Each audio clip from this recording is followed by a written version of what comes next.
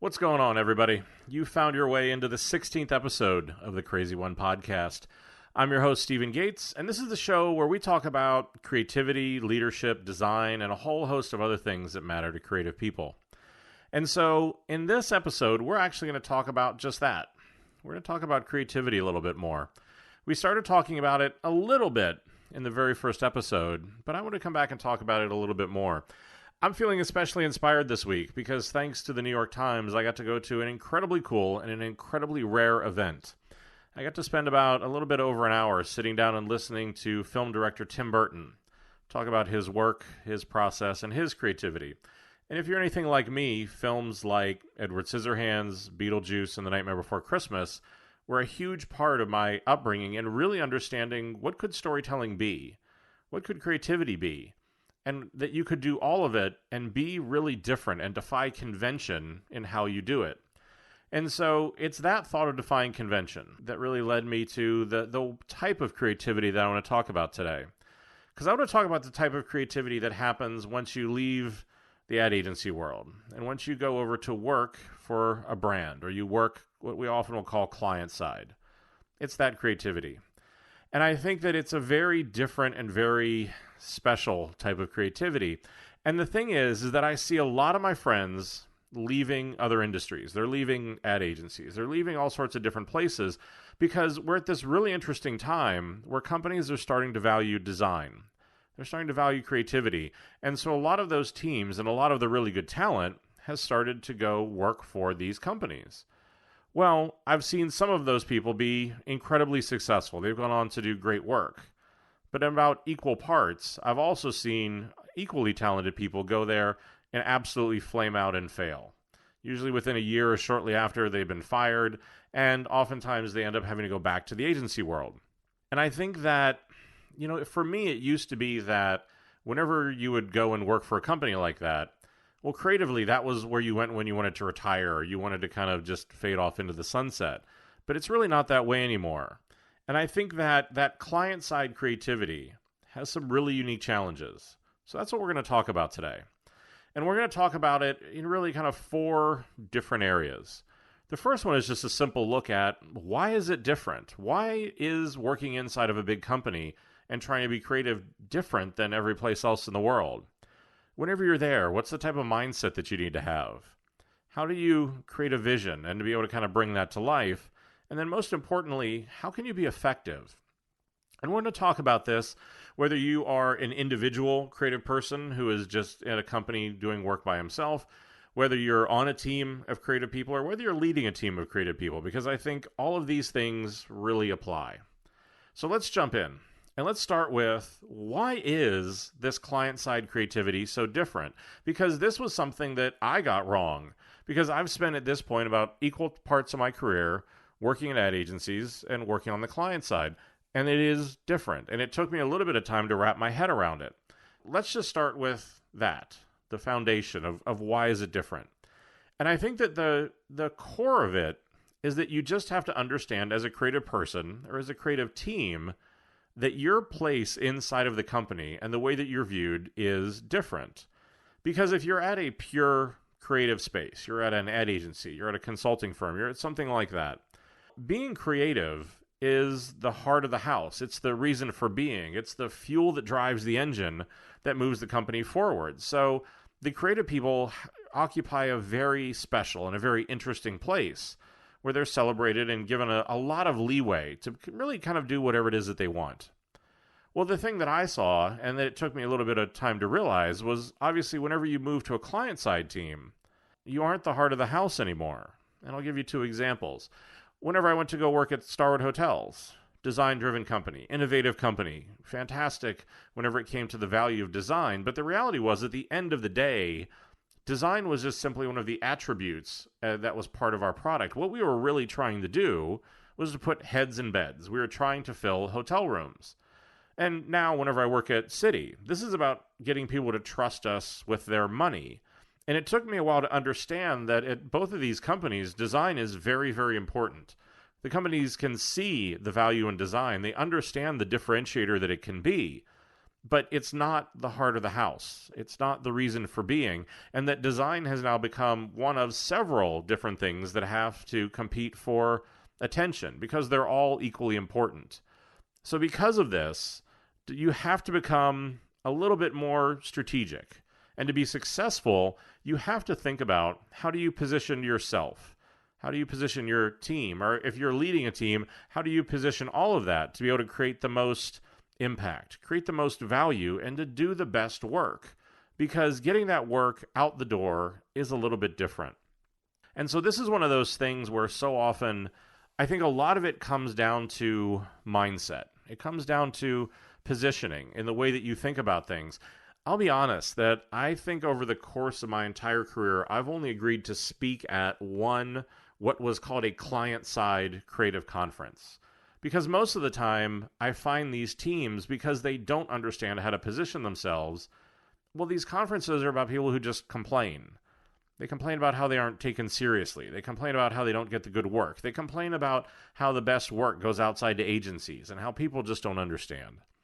And I think if you step back from that, and the reason why it frustrates me so much is that there are two truths that you need to embrace. The first is that if you are an internal client-side creative or creative team, you should be able to beat any agency and anybody else up and down the block and twice on Sunday, because you are living and breathing this brand. You are, in many cases, as close as you can be to the actual decisions that get made, so that there really shouldn't be any excuse why great work shouldn't go out the door. If there is an excuse, the most common way that I've seen this come to life is that, like I said before, the person or the group doesn't necessarily really understand how to demonstrate their value.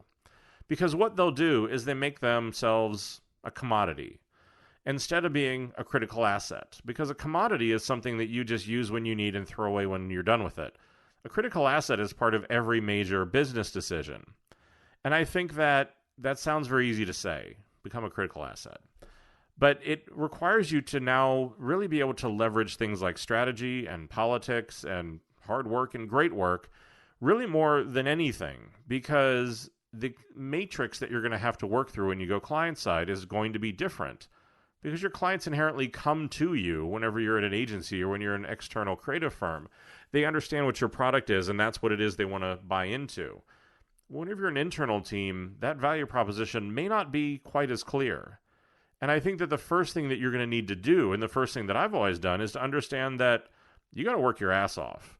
There's really not going to be a way around this, because at the end of the day, and I've said this before, and I'm sure I'll say it again, the work is the truth.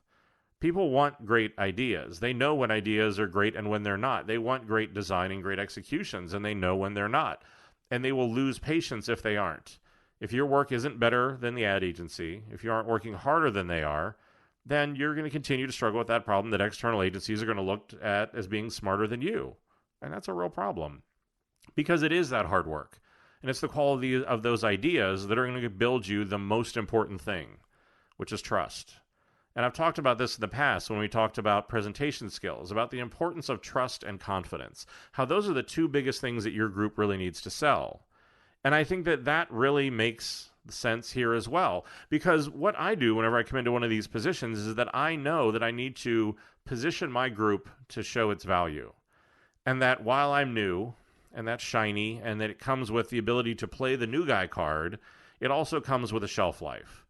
That so often I have 4 to 6 months at most to be able to show some tangible change, to be able to demonstrate, like I said before, that if the work is the truth, that the work is better, the thinking is better, and that there's a reason to believe.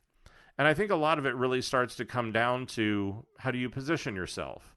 And that so often the way that I'll describe this to people, and so often the way that I think about it, is that I want to create basically an internal ad agency with just a client or clients who can't fire us. So it's an agency mindset with a service soul. Because I think if you lean just to the service side of it, then you become too much of a commodity. And I think, in my experience, that's been the single biggest hurdle to running a successful client-side team, or to being a successful client-side creative, is that you have much more of a production mentality, a commodity mentality. And what that is it means that you or your group, you're always on the defense. You're always having to defend your work. You have very little control over what it is that you're able to do. You take projects without question, and you design the solution that so often has started to been sketched out for you already. They just really want you to color in the lines. And then whenever it's done, you take this one single idea, you take it into the client meeting, so often putting it on the table and sliding it across the table, asking the client to just simply tell you what's wrong with it. And I think that again, if you understand your place in the organization, understand that makes you a commodity.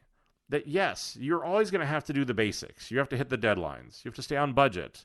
You have to earn that seat at the leadership table. But you have to really go about changing your group. And if being a commodity, it provides very little value, most of the time all you're known for is just the ability to do what people ask of you. You hit a deadline and not much more. Well, what you need to do is transform yourself into a critical asset. And critical assets are about ideas, not deadlines. Because whenever all you do is hit a deadline, and it's on somebody else's solution, you don't create any deep and lasting value for the organization. Because that's the thing that's going to start changing hearts and minds, is whenever people can see the value, they can see the work, they can see that things are better with that internal team, and also just because you're around all the time. And that by doing that, you start to kill off that myth that external creative teams are more innovative. You have to be able to get to this place of really understanding that you have to be about ideas as a person, as a team, as a leader. That's the first step, is that if you want to start to really make a difference, understand that you have to position and you have to make your group about how do I demonstrate value. And so there's a few simple things that I've learned. The first is that you have to understand that in many cases, I feel like you have to create some sense of urgency. Because if you're an external team, an external creative team, or an external agency, what happens in that case, if you think about it, is that there is a constant underlying and implied threat. If we do bad work, if the client doesn't like what we do, we're going to get fired. Well, that keeps the knife sharp. It keeps you on edge because there's this constant unspoken threat that's out there that we're going to take our money and we're going to go someplace else. And so I think that you don't get that whenever you are working on it for an internal team. What you get is you get a whole bunch of people who have really been working for a little bit too long and they've gotten a little too complacent. They don't have that sense of urgency. There isn't that threat because the most and the biggest thing that could get affected would be their individual job. Or if they decide to do a big reorg, maybe then the team would get affected. But it's one of those things where just the impact is different. So I think that's one of the first things to think about is how do you get more of that agency mindset? How do you create that sense of urgency? How do you go through and get it so that people feel a little bit more uncomfortable? They're a little bit more on edge, and they feel like they have something to lose. Because fear can be a great motivator. It can be a great motivator of people, and it can be a great motivator of creativity. But I think that that's one of those things to think about is, does your team have that same sense of urgency? Are they working with that same expeditious way that an agency might? So from there, I think that some part of it is also thinking about how do you present your work? We spent 3 shows talking about this.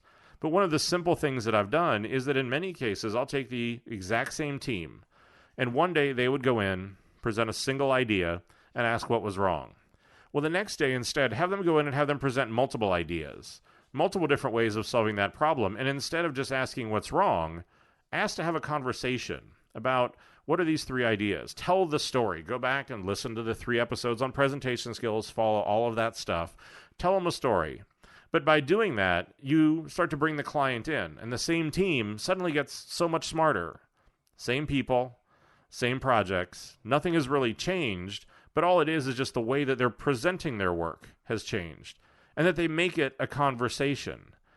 And I think that the other thing to do, and we've talked about this in previous episodes, is that if you're going to demonstrate value, you have to make sure that you're getting a problem that allows you to do that. Because the thing that I've seen time after time is that the other big place where internal teams fall down is that they are that commodity and they get problems, briefs, challenges that continue to make them a commodity. Because what the brief is the brief isn't a problem that needs to get solved. Instead, it's a solution that needs to be vetted. It's a product owner or a journey owner or a leader in the business who knows where it is that they already want to go. And all that they want to do is to lead the witness and to get that solution in market. Well, the reality is that's not the way things work. You need to be able to take the time to do the research, to do the thinking, to be open to the possibilities of what are these things going? What are the different solutions that we could come up with, and not go into it with that solution already decided. So I think some of it is from a leadership standpoint, from a team standpoint, or even from an individual standpoint, to make sure that those are the problems that you're getting and that those are the things that you're going to really go in and start to try to solve. Because so much of what you need to do as you go from being that commodity to being that critical asset is that it's not just changing the way somebody behaves. This is one of the tenets of leadership that I really believe in, is that if you want to bring about change, or if you want to be successful, what I need to do is I need to change the thinking of the people around me, not just simply their behavior. Because if all I do is just change their behavior, then it's new behavior that's still on old thinking. So it's still the same outcome. That doesn't work, and it doesn't make any sense. So what you need to do is to think about, as part of this positioning, how do you change that thinking? How do you change the way people think about you? How do you change the way you think about yourself so that you are viewed as being more of that critical asset? And I think that that really is sort of the foundation of where you start with a lot of this stuff. But I think there's a little bit more that goes into needing to make that change. And I think that's making a bit of a change in your mindset and the way that you think about how do you solve the problems that you're being given. Because one of the other big mistakes that I see are people who go in and they build pitches, they build presentations, as opposed to building products and building brands. Because I think that's another one of the big changes, another one of the big thinking differences that you have to be aware of. Because if you come from an external creative team, an external agency, or anything like that, we're used to building pitches. You're used to coming in. You want to win the business. You want to be able to wow them. You want to be able to dazzle them with this great new thinking that you have. But there's always a little bit of a challenge with that. And it's one of the frustrations that you'll often see with client-side creative teams, is that when they see that work, it always looks good. It's always very impressive. But very, very rarely is it built on the actual constraints that you would probably need to go through to get it launched internally. It's not going to work on the particular tech system. It doesn't really adhere to the brand. So often it breaks or takes liberties with the rules. Because the challenge is, whenever you're on the client side, is that that pitch process is very different. Because what you need to do instead of pitching is socializing. And that to be able to socialize it, that means a few different things. One is it means that I need to go around and I need to be able to get everybody bought into this idea. I need to show them where's their part of it. Where do they fit in? But it also can be something that it can be impressive, it can look good, and it can be thinking that is further out than where we are right now. But it can't be so far gone that it's never going to get built. It can't be something that looks really good, but we don't have the technology or we don't have the capacity to get it done. So it's one of those things where you have to make sure that the work you're doing is based in some reality. It's not that the thought that innovative thinking isn't important, but you're there to build something. You're there to be able to invest in the brand. You're there to be able to build a product. You're there to be able to do something like that. So it's a bit less of a pitch and a bit more of a vision. And I think that the other thing that I've learned is that, well, how do we make this vision? How do we socialize it? But how do we not make it so safe? How do we not make it so small that it doesn't actually have any impact? Because this is one of the challenges whenever you try to bring design and creativity client side, is that at an ad agency, or even just as an individual creative person, you're very used to jumping off the cliff. You take that challenge and you're going to build your wings on the way down. You're very comfortable with being uncomfortable, and that you know that you'll find the solution before you kind of Wile E. Coyote into the bottom of that canyon. Well, that level of risk, that ability to create without necessarily understanding where the end point is, well, that's not a skill, or it's not a confidence that a lot of other people share. They like knowing where they're going before they leave. They like knowing if it's going to work out or not. And so this concept of we're going to make this big jump, make this big change, well, it often inspires a lot of nerves. It inspires a lot of people suddenly being very uncomfortable or unsure. Whenever that goes wrong, it expresses itself in the idea of being made smaller and safer. It's neutered down to something that's more palatable and much closer to something that we've already done, because then there's a metric. Then there's some research. Then there's something that we can point to that makes us feel okay with making this change. How do we combine these two different needs? The need to do great work and to be innovative, but also then the need of being able to progress in a way that lets people understand where it is that we're going and see some proof along the way. So maybe we're jumping off that cliff with one wing instead of none. And I think that whenever I really thought about this, the technique that I use that's been the most successful is that I want to really show them where we're going before we get there. I always will describe it as sort of like a North Star concept, because I need something that people can rally behind. I need something where they can see where we're going to go. But whenever I do that, I show them the big vision. I show them what it is that we want to do. But then I also show them what are the steps, the jumps that we'll take to get there. So instead of going out and boiling the ocean all at once, maybe we'll do it in 2, 3, 4, 5, 6 evolutions. And the reason why this is important is because if I don't do this, and there isn't that North Star, every time the company or the team tries to make a jump, they could be swayed. They could be swayed by that year's budget. They could be swayed by external forces of what's going on in the market or with their consumers or different things like that. And again, it still gives you the room to be able to go in and shift these things around. But it keeps everybody pointed in the same direction so that the experience we are building, the idea that we're working towards, what holds together. And it really lines up to be something much more substantial. But by doing it in these jumps or these phases, well, then that allows the business and the client or the product, whoever it is, to have that confidence that we're going to take on one particular part. We'll see how it does. And whenever it's successful, then we'll go on to the next part. And I've had to do this at Starwood. I've had to do it at CRZY. I've had to do it with every company that I've been with when I've been on the client side, because it's just the way you have to build up that confidence and that trust. The SPG app, it's been voted one of the top 100 best apps in the world. It gets all kinds of awards, all kinds of things.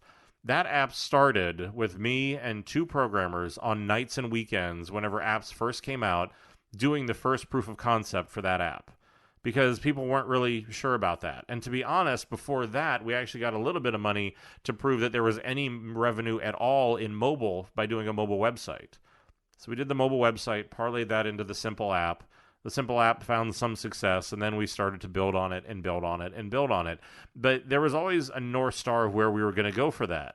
But we had to be a little bit patient. We had to prove it to the company that that value was there, and let them have the time and see the results to know what we knew. And that took a little bit of time. And that sometimes you wish that it wouldn't. Sometimes that's frustrating. Sometimes you just wish you could do the big jump all at once. But it's understandable. There are millions, if not tens, hundreds, or even billions of dollars at stake here. Big jumps can sometimes be scary. So whenever I do these visions, a lot of the time it's heavy on thinking, on strategy, on concept, and it's usually very light on creative. That particular app we were talking about probably only had 2 or 3 actual screens that had been designed, but there maybe were 20 slides that set up where we wanted to go with this. What was the core thought that we wanted to put behind this work, and that was going to drive it for years and be the thing that we really were going to hang our hat on. And that allowed us to keep consistency. That allowed us to keep moving forward. And that really became what made all the difference. Because without that, well, we could have wandered all over the place. Whenever the great recession had happened, we could have walked away from that to do something much more reactive. But in that case, we had a North Star in something that we had really kind of invested in. So I will tell you to do it that way. Don't go for the tempting shock and awe, big, pretty sizzle video and all that stuff. Because yes, it's impressive, and yes, it makes, a nice presentation or something for a conference or something like that. But ultimately, what you want is something that's going to go out the door. You want a product that people can put their hands on and care about. So I think that really is what you want to do, is to be able to put that sort of a concept out there and then build towards it. And how big those jumps are really will depend on how much trust you have. How much have you paid into being that critical asset? So that the jumps may be small at the beginning if you're still a bit more on the commodity side, but over time, they will continue to become bigger and bigger as you find that success. And I think that the other thing that I found that really became important whenever I went to the client side was that so often whenever I was on the agency side, it was about going and pitching something to our client. It was about being insightful, and it was about being right, that we really understood something that they didn't. We had an insight that they didn't, that there was something about that we were a little bit smarter and I guess we were just more arrogant or a little more self-important than we needed to be. And I think that you have to get rid of this when you come to the client side. And I think, honestly, to be successful anywhere, you have to get rid of it. I think it tends to be tolerated a bit more on the agency or on the independent side because they like the gunslinger mentality a bit more. But if you want to be successful on the client side, it really becomes about being part of a team. And it has to be just so much more substantial. I think that because to be successful, you need allies. You have to build consensus. You need to be able to get to a place where it's not just you fighting for a particular idea, but it's an entire department or something, an entire team that really all believes in something. Because I think that's really the challenge for so much of this is that, and it's why I take the time to socialize ideas, and I try to do it early enough, and I try to keep it open enough that people can feel like they're a part of it, that they can have a say in it, but not so early that it really can become destructive or derailed, because the other reality is that ideas are really fragile things, and they can get killed or neutered really, really easily. This is one of those things where you need to think about how can you work with other people. I've seen too many people fall into that trap of do what I say because I'm in charge. And it's that arrogance that I think never pays out, because creativity, no matter where it happens, is a team sport, and that you need other people to help support that, to help support your idea, to be some of the people that believe in things when maybe you don't have that much support there. So it's one of those things where it is incredibly important to be able to go out, to work with other people, to build consensus, to be able to do all of that so that the ideas have legs and staying power. And it's something that will see the light of day, because that's the ultimate thing that for me makes the difference, is that there are plenty of places where people can go, you can put together, I don't know what, a screenshot, a concept, pitch work, whatever it is. And that's great. But the reality is that that's not terribly hard to do. The hard part is getting this stuff to go out the door, because that's what so much of this really is about, is that if you want to be successful on the client side, it's the recognition that in many cases there are plenty of good ideas laying around. What there aren't people that can build consensus. There aren't people that can put a vision out there that everybody can rally behind. There aren't people that have the skills and the determination to let those ideas see the light of day, and let them see the light of day in a form that still really works, that still really looks good, that hasn't been made small and safe, and just really boiled down to the place where they just honestly don't work that well anymore.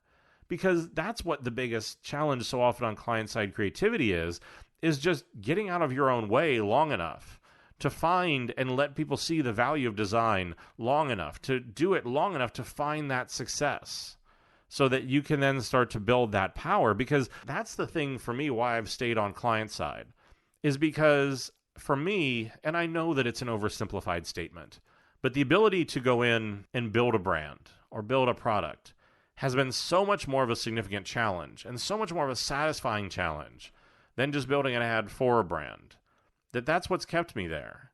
Because I can invest in something. I can love on it. I can grow it. I can get the people around me to see in what it is that I'm doing and to invest and believe in what it is that I'm doing. Because that was always my challenge whenever I was on the agency side, or whenever I was outside of those walls, is because, well, the agency, there was always that unspoken threat that you could get fired. But the inverse of that was there was also always this unspoken understanding that you were transient, because you could get fired.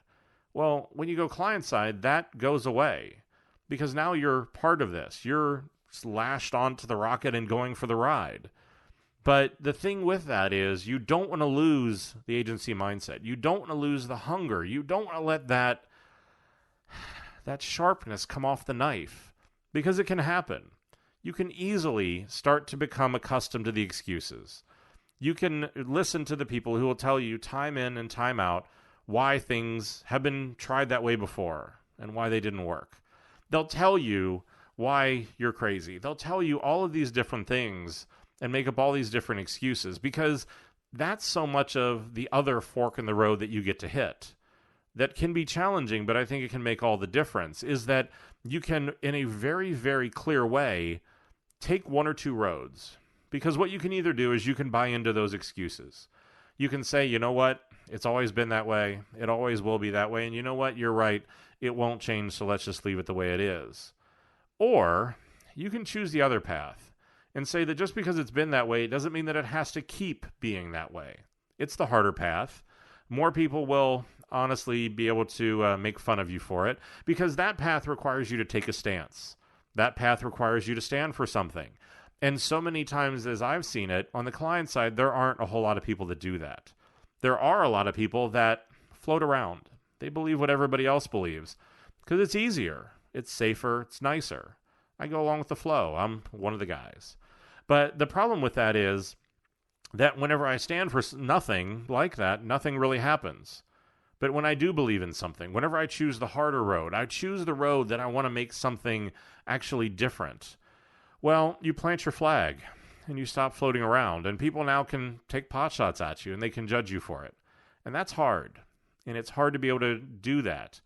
And that I think this is so often where people fall down. It's where that challenge is because this is that moment where, do I really want to dig in and do this? Or do I just want to go back to floating around and make it easier? And here's the thing that I'll tell you, and this will really just kind of be my big thought for this, is that it is hard. It's hard to be able to put these sort of visions together. It's hard to take the days, weeks, in some cases months of time to socialize them, to get the backing and to get the support that you need. But the reality is that if you can do it, the thing that you'll find is probably for me, the people who vilified me for being crazy for the first year, year and a half, maybe even 2 years. I was crazy. I was trying to change things that they'd been that way forever. That's never going to change. He's just crazy for doing that. Well, the funny thing is, whenever I stuck to it, and I stuck to my guns, and I kept working at it, and I found some success, something really funny happened. Because those people who vilified me for being crazy and were trying to give up on me for it, well, now all of a sudden, they were trying to seek me out. They wanted me to come work on their projects because they wanted some of that crazy. They didn't understand how they could bring about that change, but I was the one who was willing to stick to it and do it. Because this is the thing, is that people will rally behind you if you are the first one to go run up that hill. In some cases, you have to be the first one to run up the hill and get shot, not killed, shot. Huge, huge difference. That's why I said, trust me, there's a big difference between crazy and stupid. But if you're the first one to try, and if you're the one who will keep running up that hill and keep trying, it's amazing how it suddenly becomes like that scene from Braveheart, where Mel Gibson goes over the hill and then all of a sudden everybody comes pouring after him because the first person walked their talk. The first person did it, tried it, proved that it was possible, and proved that the sun was still going to come up tomorrow, the business was going to keep going, and that together we could all make a difference. But it's hard, and it's challenging. And I think that's the part where so many people get so frustrated with creativity is because, and that's what we talked about through this whole thing, right? It's because design isn't the heart of the house. So you have to fight for it differently. You have to position it differently. You have to focus on something different and to be able to be the person that is really going to be able to help socialize that vision and make jumping off that cliff okay. Sometimes you do it through reassurance. Sometimes you just grab them and it's pure shock and awe. You're going with me. But in either case, it's finding a way to make it happen. And sometimes it takes a few different ways until you do it. But at the end, the ability to build something, the ability to really grow something, to change the thinking of a company, to change the thinking of a team, to be able to bring real creativity into places where it hasn't been before.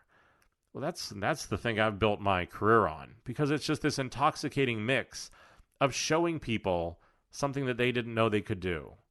There's an example that I had very recently, and it's one of the reasons why I know this will work, because I went through a leadership training course at CRZY, and it was from people all over the company, from tons of different places. And we talked about leadership. We talked about all the things that we talked about here. And at the end of it, this man in a very, very nice, very well-tailored suit came over to me as I stood there in my usual attire of Converse jeans and a t-shirt. And he grabbed me on each of my arms, and he looked up at me, and he said, I've been at this bank for 30 years. And he said, in that entire time, I've never seen anybody like you. I've never seen anybody who thinks like you. I've never seen anybody who talks like you. And at this point, I wasn't sure where this was going to go. I wasn't sure if this was going to end well or if it was going to end badly. But where he ended is where we'll end today. Because what he did is he looked at me and he said, you know what? We need more people like you. No matter what you do, don't let this place get to you. Keep fighting against it, and please, please don't ever change. It's one of those cases, like I said, if you do these sort of things, and if you can believe, it can be something that is a tremendously satisfying experience. But it requires you to do these steps and to fight so that it doesn't become the commoditized, frustrating experience that so many people have. With that, as usual, let me know if you have any thoughts. I'm always curious when I talk about this stuff. What do people think about it? You can always shoot me an email. Shoot it over to ask@stephengates.com. Stephen is Stephen. As always, I'll ask if you enjoy the show. The only payment I'll ever ask for is to leave a review. Head over to iTunes or whatever the platform is that you listen to the show on. Take a few seconds and just click on the stars, or if you're feeling a little bit more talkative, go ahead and leave a review, because it really does make a difference. It brings more people to the show, and it helps get the message out, which is why I go through and do all this. That, and apparently I have some sort of an allergic reaction to free time. In either case, if you want to get all the information I talked about on this episode or in any other episodes, you can head over to podcast.stephengates.com. All the other episodes are housed over there. You can listen to them online.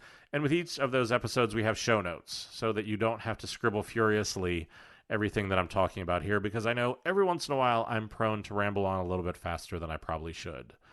As always, the boys down in legal want me to remind you that everything I talk about here and all these views are my own. They don't represent any of my current or former employers. They have nothing to do with any of this. And finally, I say it every time because I mean it every time, but thank you for your time. I know that time is truly the only luxury we have, and I am always incredibly humbled that you want to spend any of it listening to what I have to say. Until next time, and as always, stay crazy.